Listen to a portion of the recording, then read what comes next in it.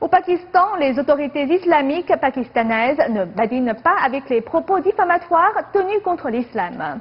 Aujourd'hui, une jeune fille chrétienne est accusée. Les militants des droits de l'homme, des groupes religieux et laïcs du monde entier protestent et appellent à sa libération.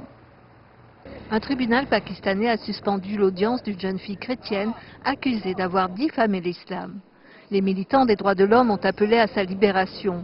Ce dossier relance des critiques envers les lois anti-blasphématoires du pays. Des groupes religieux et laïcs du monde entier ont protesté contre l'arrestation de Rib Shamassi, accusé par des voisins musulmans d'avoir brûlé des textes islamiques sacrés. Cela va continuer, la petite fille va pourrir en prison. Nous voulons qu'elle sorte de prison, nous voulons qu'elle soit protégée. Les lois anti-blasphématoires du pays condamnent toute personne parlant mal de l'islam et du prophète Mohammed. Ce crime est passible de la peine de mort.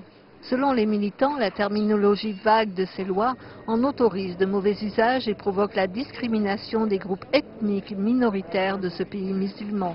Jusqu'à présent, peu de personnes ont été condamnées à mort sous le coup de ces lois, mais les foules en colère ont tué plusieurs personnes accusées du blasphème. Les différents rapports autour de la jeune fille portent à confusion. Certains disent qu'elle a 11 ans, d'autres 14 ans.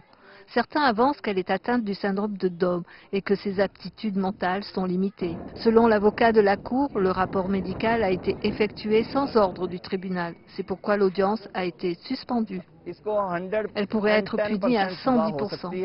Après l'arrestation de la jeune fille, plusieurs centaines de chrétiens de son village au port d'Islamabad se sont exilés. Les chrétiens constituent 4% de la population pakistanaise. Selon eux, la loi anti-blasphématoire ne leur offre aucune protection. En 2009, dans la province du Punjab, 40 maisons et une église ont été incendiées par une foule de plus de 1000 musulmans et 7 chrétiens ont été brûlés vifs pour n'avoir pas respecté le Coran. En janvier 2011, le gouvernement du Punjab, Salman Taseer, a été assassiné par son propre garde du corps après avoir appelé à une réforme des lois anti-blasphématoires. 2 mois après sa mort, le ministre chrétien des minorités a été assassiné par les talibans pour avoir demandé une révision de ces mêmes lois. Les autorités islamiques pakistanaises ont prévenu que le jugement de la jeune fille chrétienne ne devrait pas être un prétexte pour appeler à la modification des lois anti-blasphématoires, sans quoi d'autres personnes paieraient encore de leur vie.